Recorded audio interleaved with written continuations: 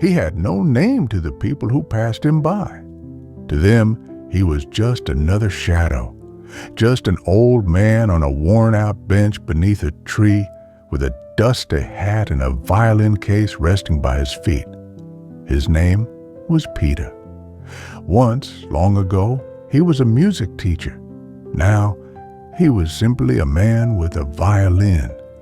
He played every single day, through winters that made his fingers tremble like dry leaves, through summers that scorched his back and cracked the wood of his instrument. No one truly listened. People hurried past, phones in hand, earbuds in ears, minds too full to notice silence, but he played, as if each note had somewhere it needed to go, as if someone, somewhere, was still listening, even if they didn't know it yet. At the end of each day, he would close his eyes and whisper, "For someone, somewhere." Maybe this was the only music their heart heard today. That morning seemed like any other, but it was not. It was a Tuesday. Not a special Tuesday, just one of those ordinary days that doesn't know it's unforgettable, until it becomes the past you return to. Peter was playing an old folk melody, slowly, with the kind of sorrow you don't learn, you survive. The sound of his violin drifted down the street like a quiet prayer. Then footsteps, soft where steady, certain.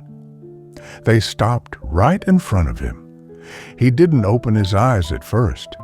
He was used to people pausing just long enough for a photo, then disappearing. But this time, the silence stayed. He looked up. There stood a little girl, 7, maybe 8, wearing a red hat and holding a plush bear under her arm. She stared at him as if the world stopped whenever he played. Then she spoke, softly. "Grandpa, can I tell you something?" He nodded. His heart tightened, sensing the weight of her voice before it landed. "My mom says only special people can play in a way that makes your soul cry and laugh at the same time. I think you're one of them." He froze. No one had ever said that to him. No one had ever truly seen him. Then her mother arrived, calm, graceful, a woman with a smile that had known sorrow. She knelt down beside him and said, "We've been looking for you. My father used to be your student. He passed away last year, but all his life he spoke of you, the man who taught him not just how to play, but how to feel music. We wanted to find you to thank you. My husband runs a foundation for young musicians, and we would love to offer you a place to teach again, if you're willing, to be a teacher once more."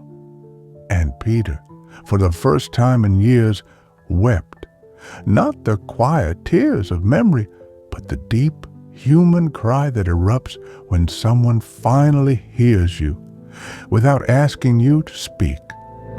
In that moment, the street performer was no longer invisible. He was a man who had carried music through the years of silence. And at just the right time, the music had found its way home.